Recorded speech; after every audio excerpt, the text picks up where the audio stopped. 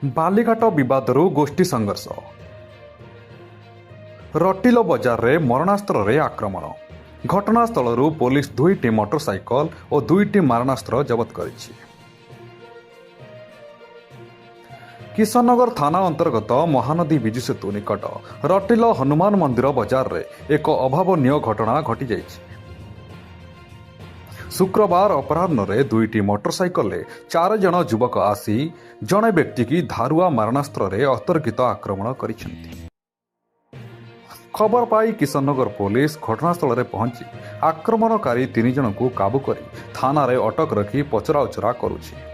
ଅନ୍ୟ ଜଣେ ଘଟଣାସ୍ଥଳରୁ ଖସି ଫେରାର ହୋଇଯାଇଛି।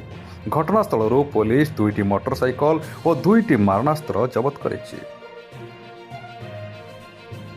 ପ୍ରାଥମିକ ତଦନ୍ତରୁ ଏହି ଆକ୍ରମଣ ସ୍ଥାନୀୟ ବାଲିଘାଟ ବିବାଦକୁ ନେଇ ହୋଇଥିବାର ଜଣାପଡ଼ିଛି ବୋଲି ଥାନା ଅଧିକାରୀ ମାନେଶ୍ୱର ପ୍ରଧାନ କହିଛନ୍ତି। ଅଟକ ଯୁବକମାନଙ୍କୁ ପଚରାଉଚରା କରାଯାଉଛି ଏବଂ ଫେରାର ଅଭିଯୁକ୍ତକୁ ଧରିବା ପାଇଁ ତଦନ୍ତ ଜାରି ରହିଛି। କଟକରୁ ଜଗନ୍ନାଥଙ୍କ ରିପୋର୍ଟ, RM ନ୍ୟୁଜ୍।